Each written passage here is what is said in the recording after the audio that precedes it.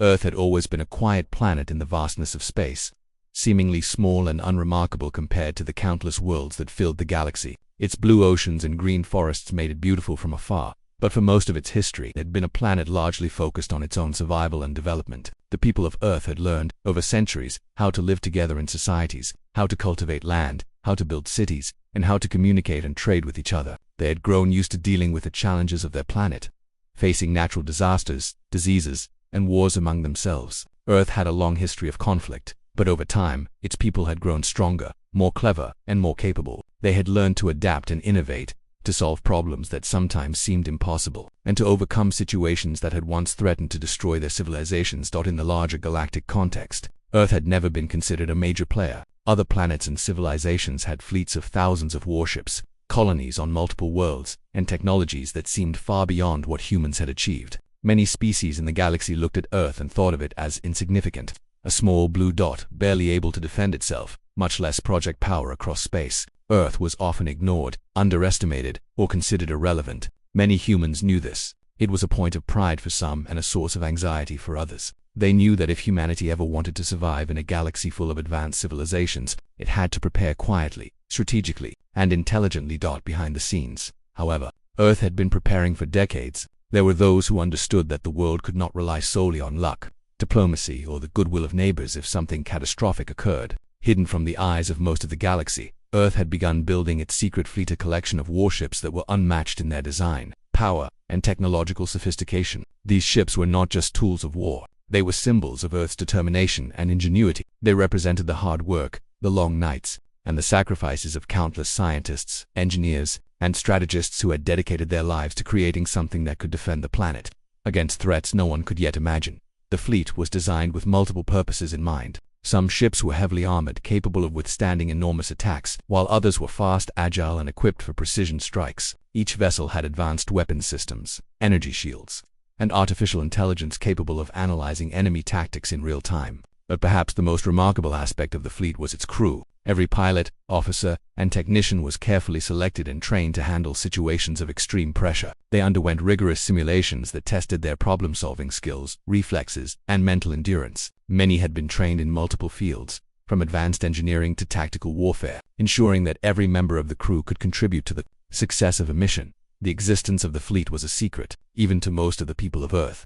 Governments and citizens were generally unaware of the scale and sophistication of what had been built. Only a small number of top leaders, strategists, and military commanders knew the full extent of the fleet's capabilities. This secrecy was intentional. Earth's leaders understood that if other civilizations learned too much about the fleet prematurely, it could spark fear, jealousy, or even preemptive attacks. They also knew that the fleet's strength was in its element of surprise. When the time came to act, the galaxy would be forced to reckon with a force it had not expected.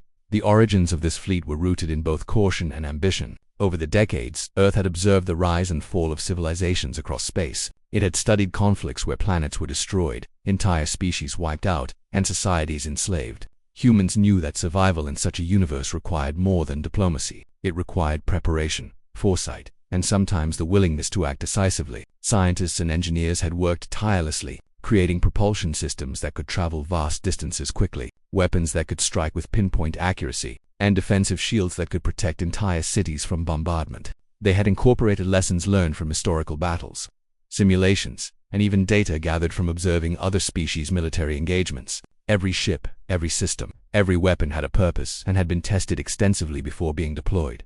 Despite the military nature of the fleet, it was also a source of inspiration for those who knew about it. The project represented humanity's ability to dream big and achieve the impossible. Engineers who worked on propulsion systems often spoke of the beauty of making a ship move faster than any natural law seemed to allow. Scientists designing weapons systems marveled at the elegance of creating technology that could be both incredibly powerful and precise. Strategists and commanders spent years planning, simulating, and envisioning scenarios where the fleet would have to operate under extreme pressure. The fleet became more than a collection of ships. It became a representation of humanity's potential when intelligence, creativity, and courage were combined. Even though the fleet was prepared for war, it was also a force for protection. Earth's leaders knew that true strength was not just about being able to destroy enemies. It was about being able to defend those who could not defend themselves. The fleet was meant to respond to emergencies, threats, and crises across the galaxy. If a civilization sent a call for help, if a planet faced annihilation, or if a threat emerged that endangered innocent lives, the fleet was ready. Its existence was a promise, a silent but powerful assurance that humanity would not remain idle while injustice or danger spread.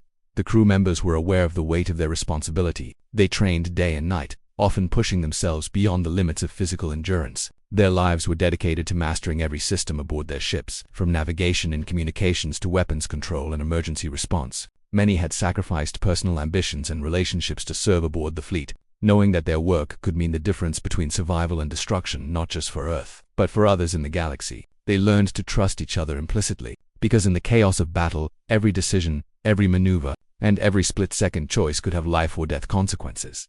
Life aboard the fleet was structured, disciplined, and demanding, but it was also filled with moments of camaraderie, wonder, and pride. Crew members shared stories of past missions, of challenges they had overcome in simulations, and of the vision that had brought them together. They celebrated small victories, innovative solutions, and new breakthroughs in technology. Even in the face of secrecy and immense responsibility, there was a sense of purpose and unity that bound them together. Each member knew that they were part of something greater than themselves, a force that represented the collective strength, intelligence, and resilience of humanity. The background of the fleet was also intertwined with the history of Earth itself. Humanity had endured wars, natural disasters, and social upheavals for millennia. Each generation had learned from the mistakes of the previous one, creating a culture of persistence and adaptability. This history of resilience informed the philosophy behind the fleet. Never rely solely on luck.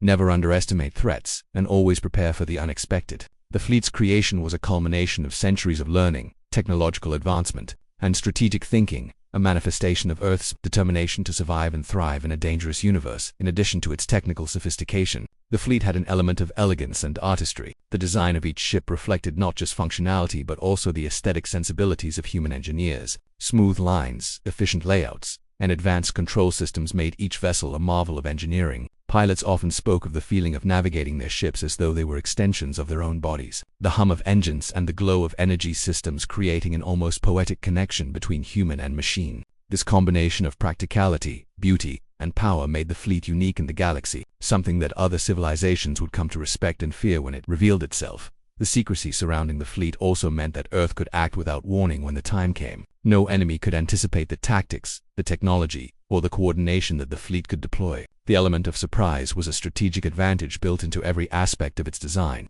from stealth systems to rapid deployment protocols. While other civilizations might rely on sheer numbers or brute force, Earth's fleet relied on intelligence, precision, and strategic brilliance, proving that careful preparation often outweighs raw strength in determining the outcome of conflicts. For the people of Earth who were aware of the fleet, it became a symbol of hope and reassurance. The world had always been vulnerable in many ways, but the existence of such a force offered a sense of security. It reminded humanity that even in the darkest possibilities, an enemy approaching from the stars, a world in peril, or a catastrophic threat to civilization, there was a powerful and prepared force ready to act. It was not just a fleet of ships. It was a promise that humanity would never abandon its own safety, or the safety of those who called for help. As Earth continued to develop, the fleet remained vigilant, ready to move at a moment's notice. The crew, the technology, and the strategy were constantly refined, ensuring that no weakness could be exploited. They trained with simulations that mimicked the most extreme situations imaginable, from facing enemies vastly more powerful than themselves to responding to planetary-scale emergencies. Every scenario was analyzed, every outcome planned for, so that when the moment of real action arrived, the fleet could respond with unmatched efficiency and effectiveness. This careful preparation, combined with advanced technology and a dedicated crew, made Earth's fleet unlike any other in the galaxy. It was a combination of foresight, intelligence, and human ingenuity, force that was both lethal and protective. And while most of the galaxy had no idea of its existence, the day would come when the fleet would reveal itself, answering a call for help that could change the balance of power in the universe. In essence, the fleet represented the best of humanity: creativity, resilience, courage, and the willingness to act when needed. It was a reflection of Earth itself, a planet that had grown from small beginnings into a civilization capable of building wonders, overcoming impossible challenges, and preparing for threats that no one else could even imagine. The story of this fleet, its creation, and the people who served aboard it was not just a tale of military power. It was a story of human spirit, determination, and the belief that even in the vastness of space, one small planet could make a difference. This was the stage upon which Earth's most lethal fleet existed, hidden, ready, and silently waiting. It was a fleet born from necessity, forged through decades of preparation, and staffed by the finest individuals humanity could offer. Was ready to face challenges that no one could yet predict, carrying the hopes, fears, and determination of an entire planet. When the time came for action, the galaxy would witness the power of Earth's resolve, and the hidden strength that had been quietly growing in the shadows of a seemingly peaceful world.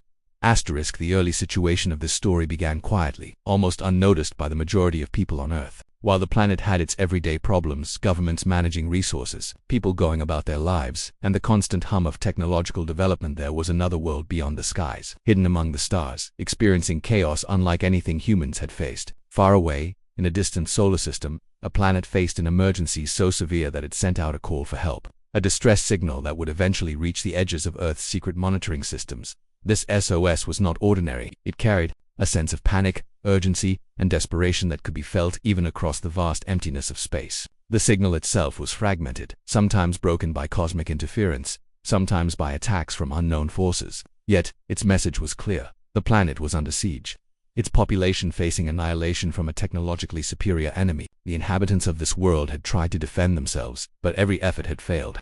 Their fleets had been destroyed, their defensive systems overwhelmed, and their cities were in ruins. They had reached a point where hope was slipping away, and the only thing they could do was reach out across the stars, hoping that someone, anyone, might answer their call. On Earth, the SOS was picked up by the planet's advanced intelligence monitoring systems. These systems were designed to scan for anomalies, threats, and signals from deep space. They were constantly analyzing streams of data, looking for patterns that might indicate trouble. Most signals were routine, some were harmless, and many were too weak or too distorted to be of concern. But this signal was different. It contained the kind of information that made analysts sit up straight, that made them pause and examine the transmission more closely. The urgency was undeniable, and the potential consequences were staggering. Once the signal was confirmed as genuine, the information was immediately escalated to Earth's highest authorities. Meetings were called in secret, involving military strategists, intelligence officers, and political leaders. They gathered in secure rooms, far from the public eye, and studied the data carefully. They analyzed the trajectory of the enemy fleet, the scale of destruction, and the resources the SOS planet had left. What they saw was alarming. The planet could not survive without outside assistance. Every hour that passed brought it closer to complete devastation. Debates broke out among the leaders. Some were cautious, warning against sending Earth's fleet into a situation that might be too dangerous. The enemy forces seemed far superior in number and firepower. One wrong move could expose Earth's secret fleet to danger, potentially revealing its existence to the rest of the galaxy. Other leaders argued that ignoring the SOS was not an option. Humanity had always valued courage, compassion, and responsibility. If the planet was destroyed because Earth did not act, it would not only be a moral failure but also a signal to other civilizations that humans could not be relied upon in times of crisis. The decision to act was not taken lightly. The fleet, though powerful, had never been deployed in real combat conditions beyond Earth's immediate sector. The crews were ready for simulations, drills, and training exercises, but nothing could fully prepare them for a live battlefield against an enemy of unknown strength. Yet, after hours of analysis, discussion, and careful planning, the authorities gave the order. The fleet would mobilize. The mission was dangerous, perhaps the most dangerous it had ever been, but it was necessary. Earth's most lethal fleet would respond to the SOS. As preparations began, the scale of the operation became apparent. The fleet had to launch quickly yet coordinate with precision. Every ship, every crew member, and every system had to be synchronized. Logistics teams worked tirelessly, making sure weapons systems were fully operational, supplies were loaded, and engines were tested. Pilots ran simulations again and again, practicing maneuvers, preparing for enemy attacks, and visualizing the strategies that might be needed once they reached the SOS planet. Even the engineers, who had spent years building the ships, were on high alert, ready to repair any malfunction that could arise during the mission. Meanwhile, the political and civilian side of Earth remained largely unaware of the unfolding situation. The general public continued with their normal lives, oblivious to the fact that a fleet capable of shaping galactic events was preparing to leave. The secrecy was essential. If news of the fleet's movement leaked, it could spark panic, curiosity, or even provoke enemies who were watching. Only those directly involved in the mission knew the full truth, that Earth was about to intervene in a crisis far beyond its borders, and that the outcome could determine the fate of an entire civilization. The journey to the SOS planet was not simple. Space, even with advanced navigation technology, posed immense challenges. There were asteroids, gravitational anomalies, and regions of space where communications were weak or disrupted. The fleet had to navigate carefully, maintaining formation, while avoiding dangers that could delay or damage their ships. Every jump through space had to be calculated with precision, because even the smallest mistake could send a ship off course or into the path of enemy forces.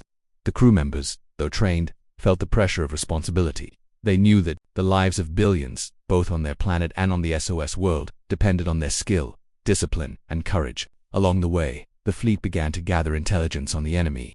Sensors detected unusual energy signatures, formations of ships moving with calculated efficiency, and signs of weapons far more advanced than anything Earth had faced before. The scale of the challenge became clear. The SOS planet's enemy was not just strong, it was ruthless, organized, and experienced in interstellar warfare. The fleet would need to act with strategy, precision, and speed. Every decision, from how to approach the planet to how to engage the enemy, had to be carefully considered. There was no room for error, even as the fleet moved toward its destination. The crews experienced moments of reflection and anticipation. Many thought about the SOS planet, imagining the lives at stake, families hiding in shelters, children terrified by explosions, leaders making desperate choices to protect their people. The distance made the crisis feel abstract at times, yet every signal from the SOS transmissions reminded them that real lives were in danger. This knowledge drove them, strengthened their resolve, and reminded them of the purpose behind the mission. They were not just operating machines, they were carrying hope to those who had none left. The early situation also highlighted the complexity of interstellar politics. Earth had allies and observers across the galaxy, some of whom might intervene or react to the fleet's movement. Diplomatic advisors monitored these relationships, ensuring that Earth's actions would not unintentionally spark conflicts elsewhere. They communicated quietly with friendly civilizations, sharing just enough information to maintain coordination, without revealing sensitive details about the fleet's capabilities. This delicate balance of secrecy and diplomacy added another layer of challenge to the mission.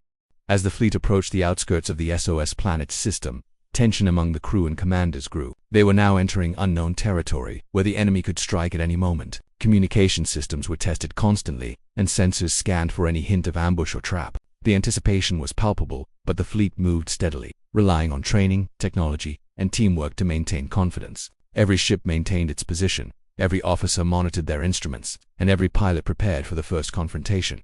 This early situation set the stage for everything that would follow. The fleet had left Earth not just as a military force, but as a symbol of hope and determination. They carried the responsibility of intervention, of protecting lives that could not defend themselves, and of demonstrating humanity's capability to act decisively in moments of extreme crisis. Every challenge they faced, from navigation hazards to the uncertainty of enemy strength, was part of the reality of the mission. It was a reminder that even the most advanced fleet could not rely solely on technology. Human judgment, courage, and teamwork would be essential to success. As the fleet drew closer, it became clear that time was a critical factor. The SOS planet was suffering, and every delay increased the risk of total destruction. Reports from the planet, intercepted through communications and monitoring satellites, painted a grim picture: cities burning, fleets destroyed, civilians fleeing, and leaders making impossible choices. The urgency of the situation added weight to every decision aboard Earth's fleet. There was no room for hesitation, no time to second-guess actions. The early situation had transformed from a theoretical crisis into a real,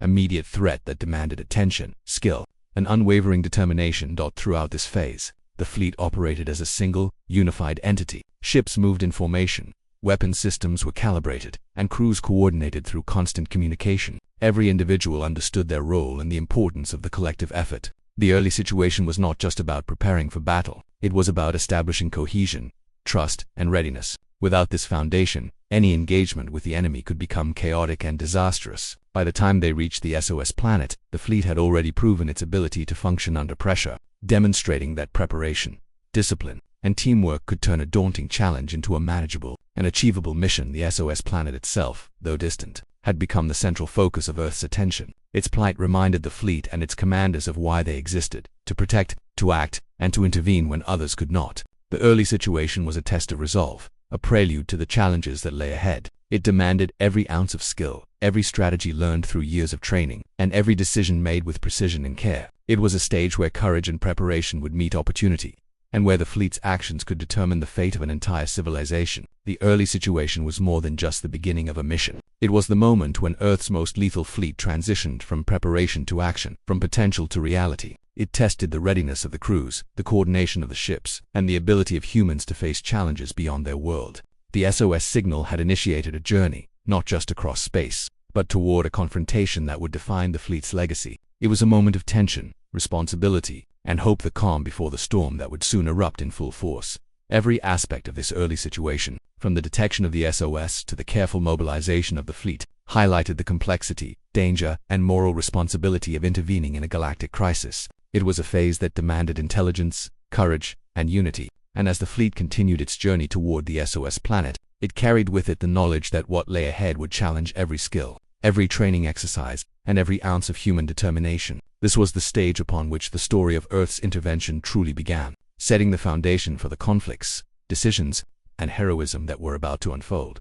Asterisk, as Earth's fleet moved closer to the SOS planet, the tension among its crew and commanders grew exponentially. The early signs of trouble had already begun, and the calm of preparation was giving way to the reality of an imminent challenge. Every person aboard every ship understood that the mission would not be simple. What had seemed like a straightforward journey to answer a desperate call had now become a test of strategy, courage, and endurance. The rising conflict was no longer hypothetical, it was tangible, pressing, and unavoidable, and it would demand everything the fleet had to offer. From the moment the fleet left Earth's orbit, the stakes had been high, but now the dangers of deep space became more acute. The navigation through uncharted territories was fraught with peril. Dense asteroid fields threatened to crush ships that veered even slightly off course, and gravitational anomalies from nearby stars could distort trajectories, making precise navigation essential. The fleet's pilots were pushed to their limits, adjusting constantly, working together to ensure that every vessel maintained its position. The slightest miscalculation could lead to collisions or separation of units, which in the middle of an approaching battle could prove fatal.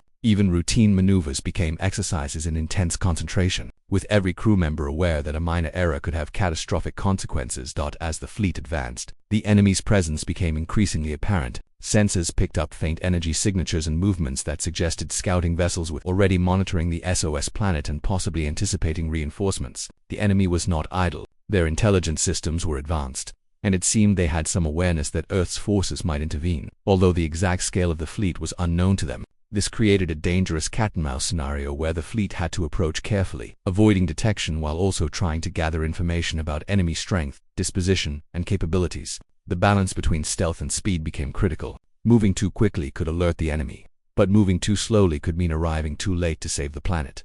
Tensions aboard the fleet were also psychological. Many crew members had been trained for simulations, but real-world uncertainty was far more stressful than even the most intense drills. Every officer, every pilot, and every technician felt the weight of responsibility. Communications buzzed constantly as officers coordinated movements, shared sensor readings, and updated strategies based on new information. Some crew members worried about whether their weapon systems would perform as expected under pressure. Others questioned whether the enemy forces were already too strong to confront directly. Doubts crept in, but alongside them was a determined sense of duty. They had trained for this moment, and retreat was not an option, not when lives depended on them. Meanwhile, political tensions back on Earth added another layer of complexity. While the general public remained unaware of the fleet's movements, various factions within government debated the wisdom of sending Earth's forces into such a high-risk scenario. Some leaders feared the consequences if the fleet was engaged and damaged or destroyed. Others argued that hesitation would tarnish humanity's reputation across the galaxy, signaling weakness and unwillingness to act in the face of suffering. These debates played out behind secure doors,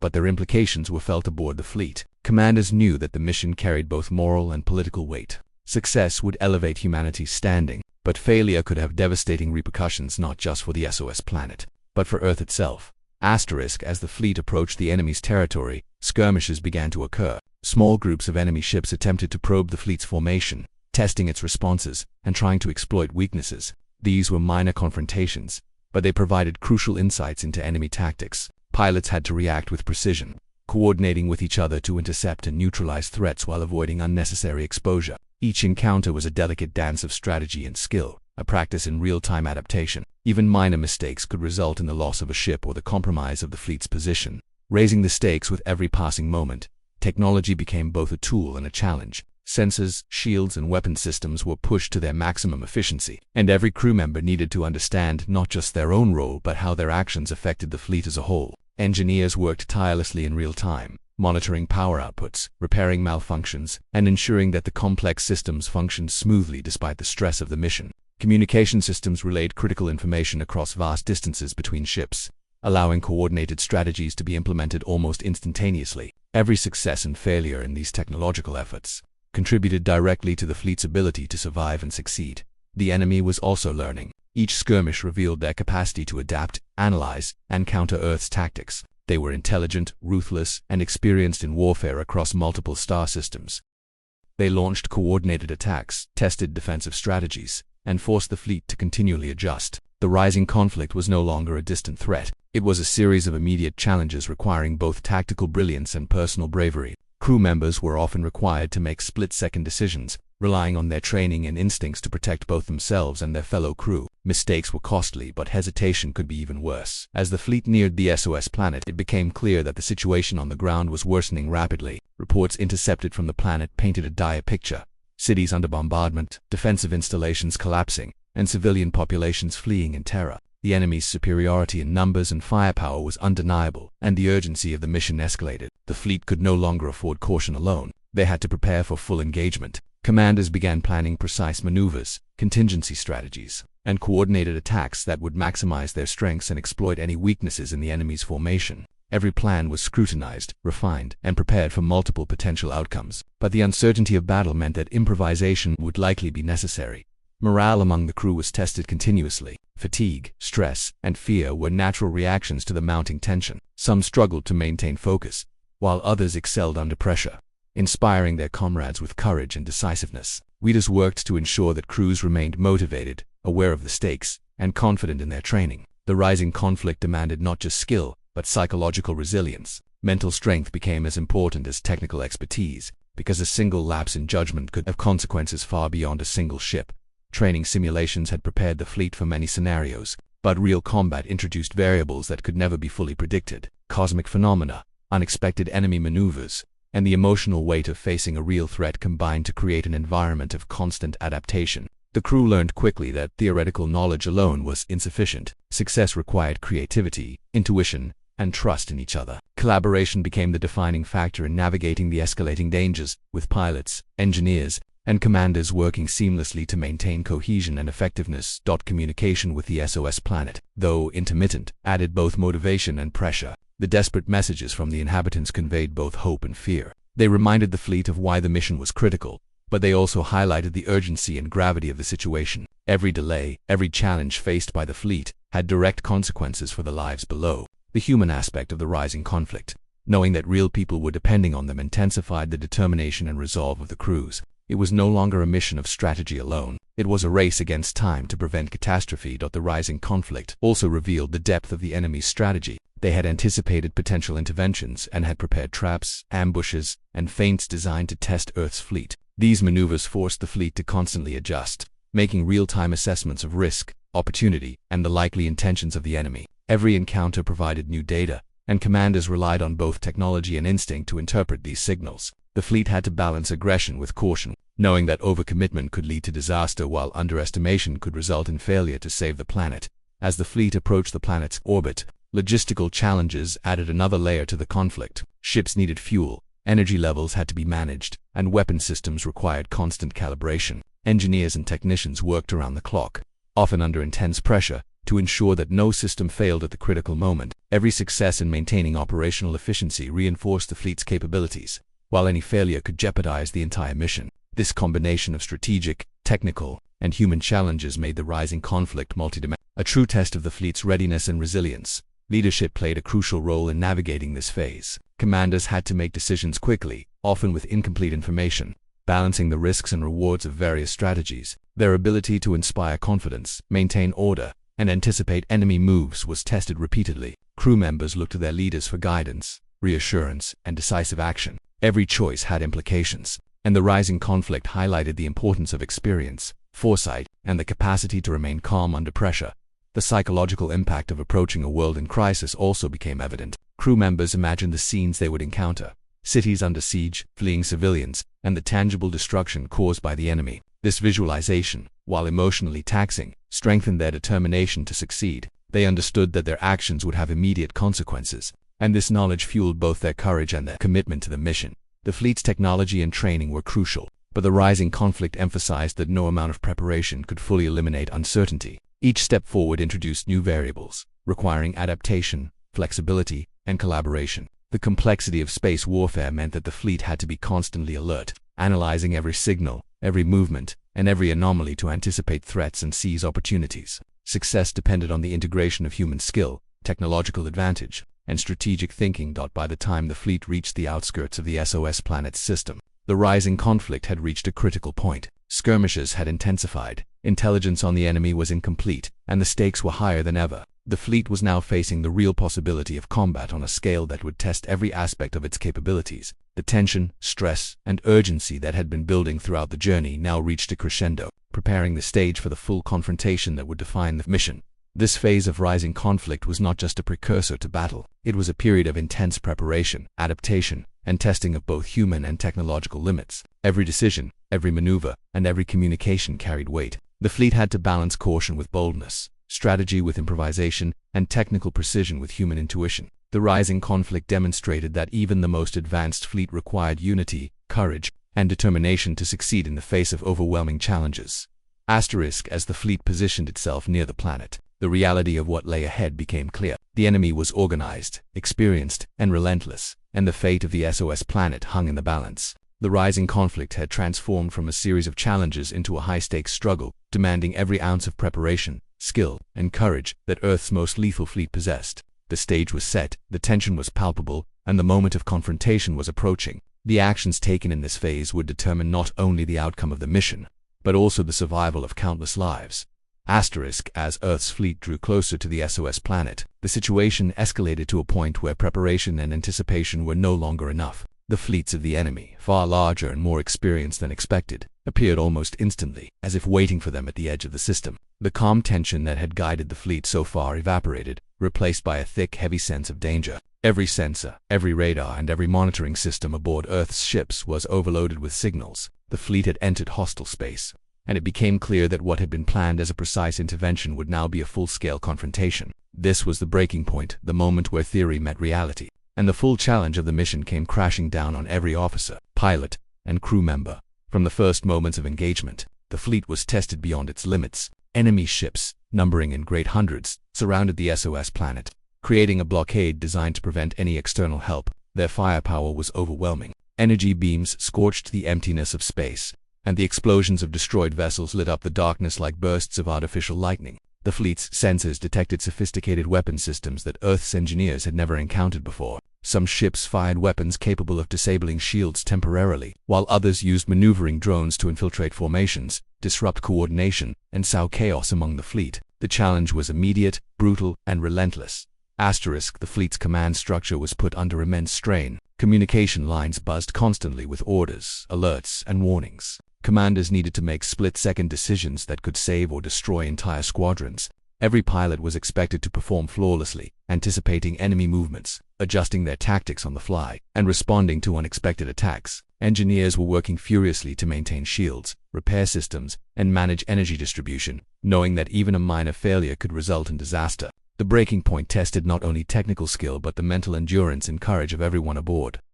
As the enemy pressed forward, initial skirmishes quickly escalated into intense battles. Several ships sustained heavy damage, forcing pilots into emergency maneuvers to avoid complete destruction. Explosions rocked the fleet as beams and missiles collided, and even with the best technology, some ships were lost. The fleet's crews felt the pressure acutely. Each loss was a stark reminder of the stakes. Lives were in danger. The SOS planet's population was at risk, and the mission that had seemed achievable now hung by a thread. The breaking point was not only a test of capability, it was a crucible of human will. The SOS planet itself was under siege, and reports intercepted through communications channels painted a grim picture. Cities were burning under bombardment, defensive systems had failed, and civilians were forced into shelters, unable to flee the relentless attacks. Leaders on the planet were making desperate calls for aid, but the enemy's presence made their communications fragmented and often unintelligible. Each piece of information increased the urgency for the fleet. Every second counted, and the destruction that continued to unfold below was a constant reminder of the stakes. The crew of Earth's fleet understood that hesitation could mean the annihilation of an entire civilization. The enemy's strategy became more apparent as the battle unfolded. They were not simply attacking, they were testing the fleet's limits, probing weaknesses, and forcing it to reveal its capabilities. They concentrated attacks on the outermost ships, hoping to create gaps in formation. They launched coordinated strikes designed to overwhelm individual squads, forcing decisions that would expose vulnerabilities. The fleet had to react in real time, balancing defensive maneuvers with offensive strikes to protect both itself and the SOS planet. Every move had consequences, and the intensity of the engagement magnified the difficulty of decision-making amid the chaos. Human courage shone through. Pilots executed maneuvers that seemed impossible, dodging energy beams, evading missile volleys, and striking back with precision against larger forces. Officers coordinated counterattacks, issuing commands that relied on trust, timing, and perfect execution. Engineers worked under extreme stress to reroute power, repair critical systems, and maintain operational capacity. The breaking point revealed the limits of technology, but it also highlighted the resilience and ingenuity of the people who operated it. Even in the face of overwhelming danger, individuals found ways to adapt, overcome, and fight back. The psychological pressure aboard the fleet was immense. The constant barrage of enemy fire, the loss of comrades, and the urgent need to protect the SOS planet created an atmosphere of fear and tension. Some crew members struggled to maintain focus, while others excelled, stepping into leadership roles, improvising solutions, and inspiring those around them. The breaking point was as much about mental fortitude as it was about tactical skill. The ability to remain calm, think clearly, and act decisively under extreme pressure became the defining factor between survival and disaster as the battle continued. The fleet was forced to make difficult decisions. Retreat was not an option, as it would leave the SOS planet defenseless. At the same time, aggressive action could expose ships to destruction. Commanders had to balance offense and defense, calculating every maneuver, every strike, and every formation adjustment. The margin for error was vanishingly small. Every decision had immediate consequences, and every action tested the limits of the fleet's coordination, training, and endurance. In the midst of battle, unforeseen challenges arose. Cosmic debris from destroyed ships and enemy weapons created hazards that threatened to damage Earth's vessels. Malfunctions occurred in critical systems, requiring engineers to perform risky repairs while under fire. Even with the fleet's advanced technology, the unpredictable nature of combat meant that improvisation was essential. Crew members relied not only on training but also on instinct, experience, and collaboration to navigate these dangers. The breaking point demanded creativity and adaptability at every level. The intensity of the engagement forced the fleet to reveal its full capabilities. Ships that had remained in reserve were deployed, demonstrating advanced weaponry and strategic maneuvers that the enemy had not anticipated. Coordinated strikes targeted key enemy vessels, aiming to disrupt formations and reduce their effectiveness. Pilots executed high-risk maneuvers, sometimes flying in close proximity to enemy fire to gain a tactical advantage. The breaking point had pushed the fleet to its limits, but it also revealed the potential for coordinated brilliance and unexpected triumph. Despite the pressure, moments of human connection and leadership emerged. Commanders communicated constantly with their teams, offering guidance, reassurance, and encouragement. Pilots supported each other during complex maneuvers, covering each other's blind spots and responding to emergencies in tandem. Engineers and technicians worked side by side to maintain operational readiness, their teamwork turning potential failures into successes. Even in the chaos, the sense of unity, purpose, and trust became a critical factor in the fleet's ability to endure the breaking point. The enemy's attacks became increasingly sophisticated. They adapted to the fleet's maneuvers, changed their formations, and targeted weak points that had not been anticipated. The intensity of their strategy forced the fleet to constantly innovate. Pilots improvised new formations, officers adjusted defensive protocols, and engineers modified systems to counter unexpected threats. The breaking point was a crucible in which both human ingenuity and technological capability were tested simultaneously. Success depended on the fleet's ability to think, react, and coordinate under relentless pressure. Casualties and damage weighed heavily on morale. Ships were destroyed, systems failed, and lives were lost. Each loss was a harsh reminder of the danger, and the constant threat created a tense, high-stakes environment. Yet the fleet's crews persevered. The knowledge that the SOS planet's population depended on them fueled determination. Fear was present, but it was balanced by courage, duty, and the resolve to protect those who could not protect themselves. The breaking point was not merely a physical challenge. It was an emotional and moral test as well. The fleet's leadership was continually tested. Commanders had to anticipate enemy movements, issue orders quickly, and adjust strategies in response to changing conditions. Every decision was scrutinized, and every command carried immense responsibility. The breaking point highlighted the importance of experience, foresight, and calm under pressure. Leaders who could think clearly, inspire confidence, and act decisively became the anchors of stability in a chaotic battle environment. Their decisions influenced not only the outcome of individual skirmishes but the survival of entire ships and crews. As the battle progressed, the SOS planet's situation became increasingly desperate. Reports indicated that the enemy had almost destroyed major population centers, leaving only scattered pockets of resistance. The urgency of the mission intensified. The fleet had to act quickly to prevent total annihilation, while still managing the risks posed by the superior enemy forces. Every strategy, every maneuver, and every action became a life-or-death calculation, and the consequences of failure were immediate and devastating. Even amid destruction, small victories began to emerge. The fleet managed to disable key enemy ships, disrupt formations, and protect vital areas near the planet. These successes, though limited, provided hope and motivation for the crews. Each achievement was a testament to the skill, courage, and coordination of the fleet. The breaking point, while brutal, also revealed the capacity for triumph against overwhelming odds. It underscored that preparation, training, and unity could overcome even the most daunting challenges. The breaking point was also a test of endurance. The intensity of battle was exhausting, and crews worked under relentless pressure for hours. Pilots flew continuously, engineers repaired systems with little rest, and officers managed complex strategies in a constantly changing environment. Fatigue was a constant threat, and the ability to maintain focus and efficiency despite exhaustion became critical. The fleet's ability to endure the breaking point was as much a testament to human resilience as it was to technological superiority.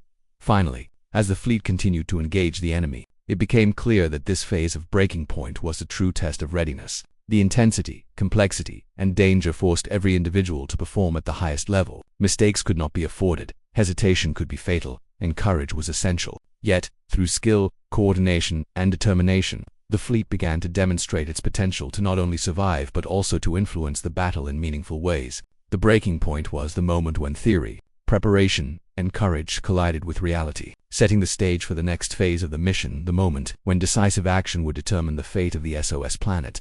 After enduring the crushing pressure of the breaking point, Earth's fleet was finally ready to move from survival to decisive action. The SOS planet had been on the brink of destruction, its cities in flames, its defenses shattered, and its population scattered and terrified. The enemy forces were still numerous and aggressive, but the crews of Earth's fleet had proven their skill, resilience, and ability to adapt under intense pressure. This was the moment when preparation, strategy, and courage would converge to bring about a resolution. The fleet's mission was no longer simply to survive. It was to turn the tide of battle and save an entire civilization from annihilation. Commanders quickly assessed the situation, drawing on real-time intelligence and past skirmish experiences. Every sensor, every report from pilots, and every communication from engineers was analyzed to determine the enemy's weaknesses and the most effective path to victory. Unlike the earlier phases, where reaction and endurance were the priorities, the resolution phase demanded proactive strategy. The fleet would not just defend the SOS planet, they would strike decisively and intelligently to disrupt the enemy's formations and reclaim control of the battle. The strategy was intricate, combining offensive attacks with protective measures, and relied on the flawless execution of coordinated maneuvers across multiple ships and squads. The first step was to stabilize the situation around the planet. Defensive formations were established to shield the remaining population centers and prevent further destruction. Ships positioned themselves strategically, creating layers of protection and coverage.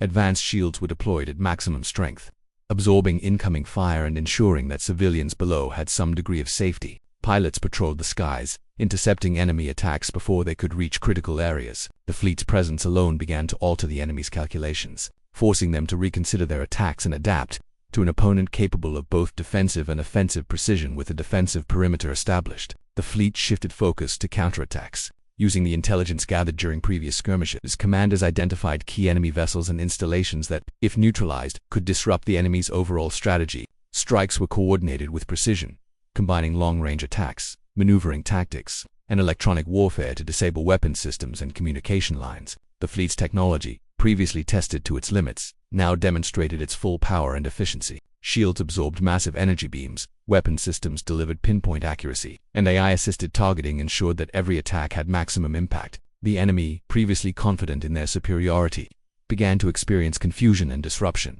Pilots played a crucial role in this phase. Their maneuvers were bold, yet calculated, striking deep into enemy formations while maintaining coordination with allied ships. Some executed daring flanking maneuvers, slipping past defensive screens to disable critical enemy systems. Others provided cover for smaller, more vulnerable vessels, ensuring that they could contribute to the battle without being destroyed. The intensity of the engagement required constant focus, split-second decisions, and unwavering trust between pilots and commanders. Every action had consequences, and the success of each strike relied on the seamless integration of human skill and advanced technology. As the counterattacks continued, the enemy began to show signs of weakness. Their formations became disorganized, their attacks less coordinated, and morale among their crews faltered. The initial confidence they had displayed gave way to tension and hesitation. Earth's fleet, having weathered the pressure of the breaking point, capitalized on these vulnerabilities, applying sustained pressure in critical areas. The battle shifted from survival to dominance, and the enemy was forced onto the defensive. Every engagement, every destroyed vessel, and every disabled system contributed to the gradual reclamation of control over the battlefield. Meanwhile, the SOS planet's population began to experience relief. Though destruction remained in some areas, the arrival of Earth's fleet and the disruption of enemy attacks allowed civilians to move more safely, gather supplies, and find shelter. Communications with local leaders improved, enabling better coordination of evacuation and relief efforts. The presence of a powerful and organized force brought hope to a population that had been on the brink of despair. The psychological impact of this shift cannot be understated.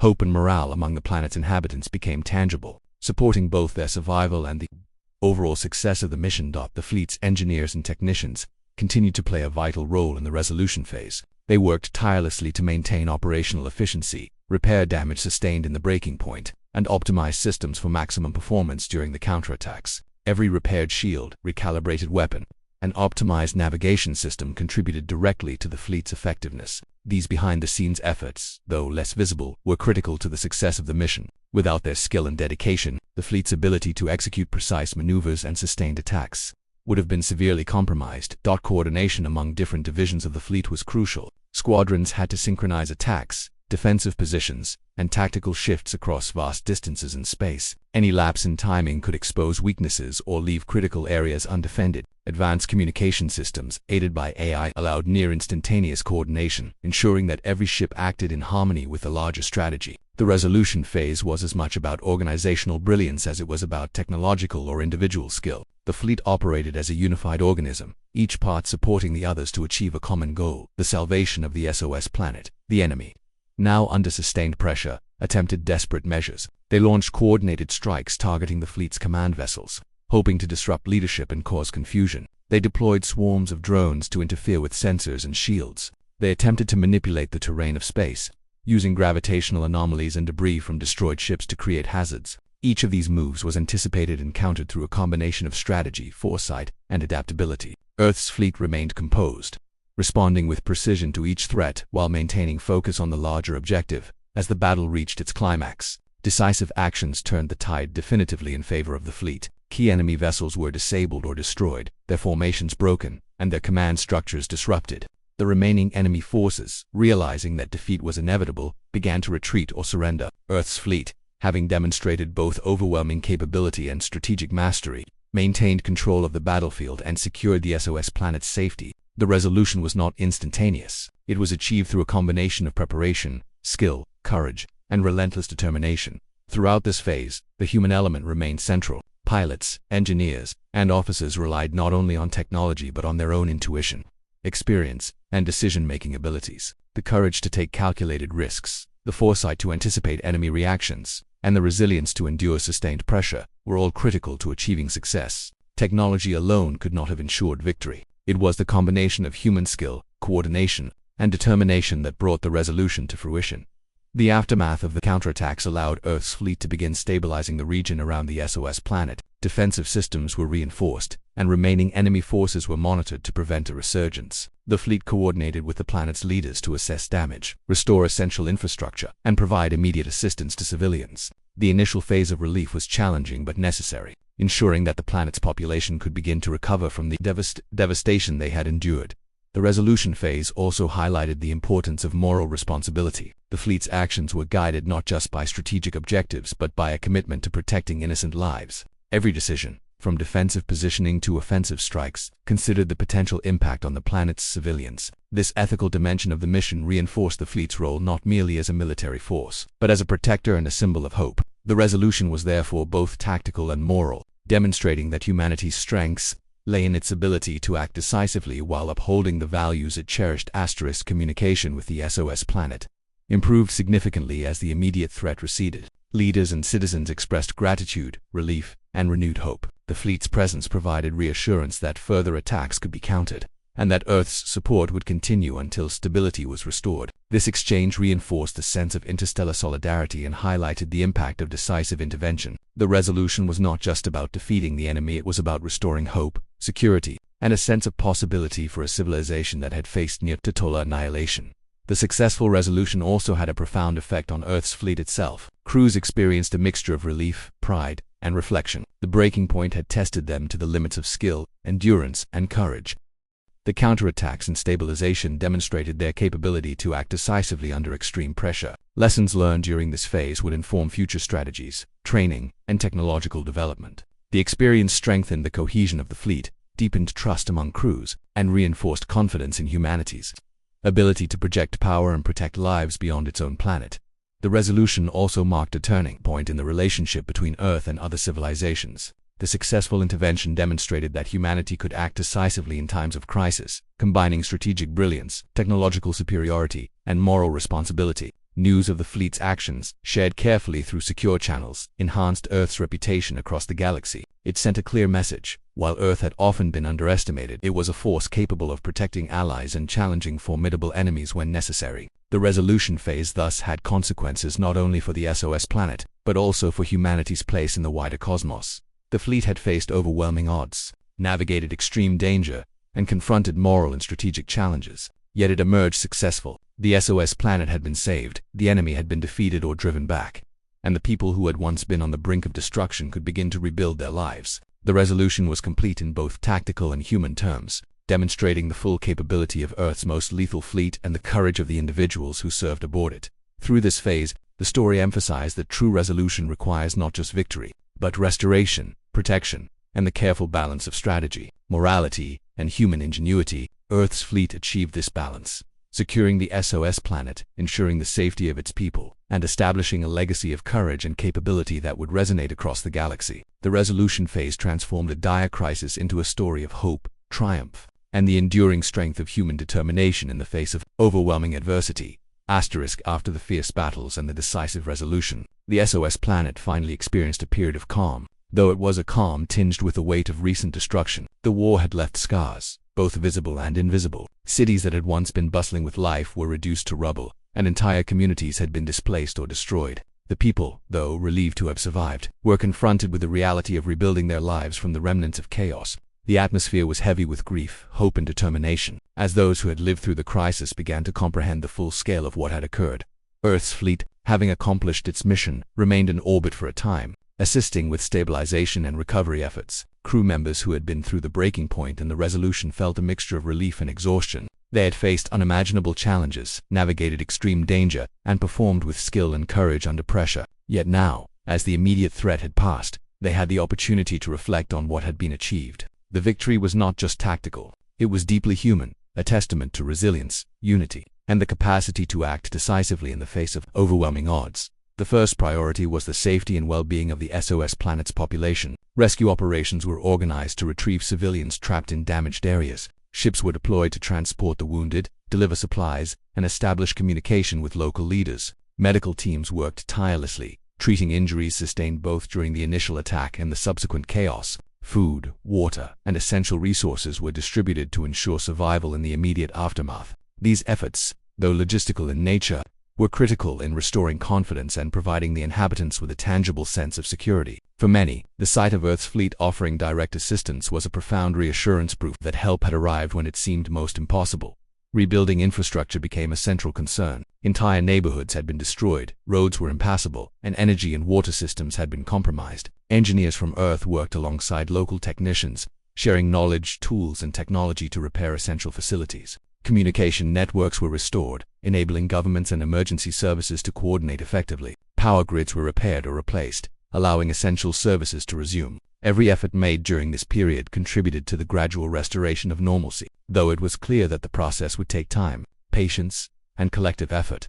Psychologically, the impact of the battle lingered. The survivors were haunted by the memory of the attacks, the destruction of their homes, and the loss of loved ones. Families were torn apart, communities fragmented, and individuals struggled to reconcile the trauma they had endured. Earth's presence offered more than just military protection. It provided moral support and hope. Counselors and advisors worked with the population, helping people process their experiences, cope with grief, and find the strength to rebuild. The emotional healing, while slower than the physical restoration, was essential for the long-term recovery of the SOS planet. Reflection became a key part of the period following the battle. Leaders of the SOS planet, once desperate and fearful, began to analyze the events that had unfolded. They examined what had gone wrong in their defenses, how they might prevent similar crises in the future, and what lessons could be learned from Earth's intervention. These reflections were not limited to military strategy. They encompassed governance, diplomacy, and societal resilience. The SOS planet's leaders recognized the profound value of alliances, of acting swiftly in the face of danger, and of cultivating both technology and unity to withstand existential threats. the intervention of Earth's fleet had provided a model for effective response, demonstrating the impact of strategic thinking, coordination, and courage. The people of the planet also reflected on the concept of hope. During the darkest moments, when enemy forces had overwhelmed defenses and destroyed vital infrastructure, despair had been pervasive. Yet, the arrival of Earth's fleet had rekindled hope, showing that even in the face of seemingly insurmountable odds, assistance could arrive, and survival was possible. Communities that had once been paralyzed by fear began to reorganize, rebuild, and plan for a future in which they could thrive again. The psychological shift from fear to hope was gradual but palpable, and it underscored the importance of intervention that combined both action and reassurance. Earth's fleet itself engaged in reflection. Crew members reviewed every stage of the mission, analyzing decisions, tactics, and outcomes. The intense experience of the breaking point and resolution provided lessons for future operations. They considered what had worked, what could have been improved, and how they might respond even more effectively in the future. This period of reflection was not just technical, it was deeply human. The individuals who had faced danger, risked their lives, and witnessed destruction firsthand now had the opportunity to internalize the lessons of courage, cooperation, and resilience. Their experiences would shape their approach to challenges for years to come. Diplomatic relations between Earth and the SOS planet strengthened dramatically during this period. The intervention had created a bond of trust and gratitude. Leaders of the SOS planet openly expressed their appreciation, acknowledging the risks Earth had taken to save them. These interactions laid the foundation for long-term cooperation, alliances, and mutual support. Earth's demonstration of both power and compassion had elevated its reputation in the eyes of another civilization, creating opportunities for knowledge sharing, trade, and collaborative defense strategies. The aftermath of the battle was not merely about recovery, it was also about forging a lasting relationship between worlds. The resolution of the crisis also sparked reflection among Earth's political and military leadership. They analyzed the mission's impact on interstellar strategy, considering both the tactical success and the broader implications for humanity's role in the galaxy. The operation had demonstrated that Earth's fleet could act decisively, coordinate complex maneuvers under extreme conditions, and protect other civilizations in need. Leaders recognized the moral dimension of these actions. Humanity was not merely a powerful presence in the galaxy, but a responsible and capable one. The mission reinforced the importance of preparedness, strategy, and ethical decision-making in guiding humanity's future interactions with other worlds. Asterisk for the people of the SOS planet. The aftermath was a time of both mourning and gratitude. Memorials were established for those who had been lost, and ceremonies were held to honor both the planet's defenders and Earth's intervening forces. These rituals helped communities process grief, acknowledge sacrifice, and begin the long journey toward healing. They also reinforced a collective sense of resilience. Despite the destruction, life continued. Communities that had been fractured by war slowly began to reconnect, rebuild social networks, and create plans for a more secure and stable future. The presence of Earth's fleet during this phase also facilitated knowledge transfer. Earth's engineers, pilots, and strategists worked closely with the SOS planet's personnel, sharing technology, tactical insights, and strategies for defense and recovery. This cooperation empowered the planet to strengthen its own systems, prepare for future challenges, and reduce the risk of similar crises. The practical lessons, combined with a moral and strategic example of Earth's intervention, provided a comprehensive blueprint for rebuilding not only infrastructure but also societal confidence and resilience. Reflection extended to the wider galaxy. Other civilizations, observing the intervention and its outcomes, began to recognize Earth as a capable and reliable force in interstellar affairs. The demonstration of skill, courage, and moral responsibility created a ripple effect, fostering alliances, encouraging cooperation, and deterring potential aggressors. The aftermath of the mission was therefore not limited to the SOS planet. It shaped perceptions and strategic considerations across the wider cosmic community. Earth's actions had consequences far beyond immediate survival. They influenced the balance of power, trust, and collaboration among multiple civilizations. Amid all the practical efforts to rebuild, there was also room for celebration. Communities that had endured unimaginable stress and destruction began to experience moments of joy and relief. Children returned to repaired schools, markets reopened, and families reunited. The people began to reclaim aspects of normal life, and the presence of Earth's fleet provided reassurance that stability would continue. These small but significant milestones were a reminder that recovery was possible, and that even after extreme devastation, hope, life, and resilience could prevail.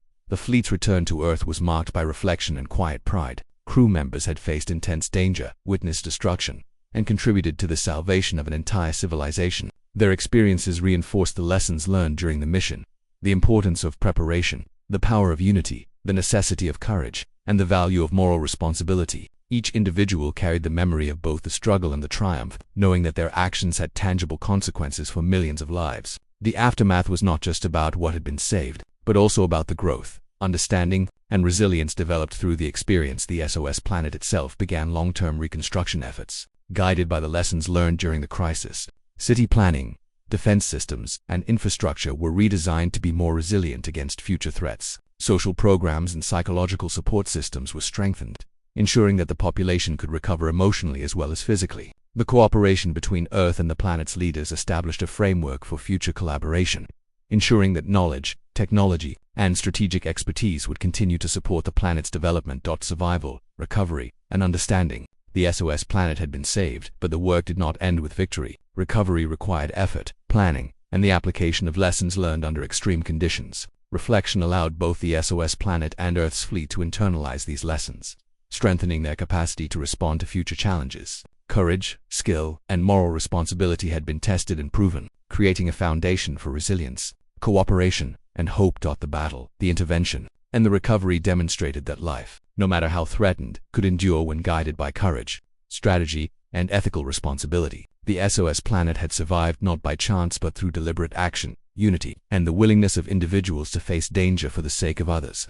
Earth's fleet had proven that strength and compassion could coexist, that preparation and decisiveness could save millions, and that moral responsibility was inseparable from capability. The aftermath was both a conclusion and a beginning, a moment to rebuild, to honor what had been lost, and to prepare for a future in which such lessons would guide every decision and action. In the end, the aftermath and reflection illustrated that victory was not just about defeating an enemy. It was about restoring hope, rebuilding lives, and ensuring that knowledge, courage, and ethical action would endure. The SOS planet, scarred but alive, was a testament to resilience. Earth's fleet, tempered by experience, was ready for whatever challenges lay ahead. Together, they had proven that even in the face of overwhelming destruction, determination, unity, and moral responsibility could create a future worth protecting. The story concluded with the quiet strength of recovery, the lasting impact of courageous action, and the enduring power of hope in the universe.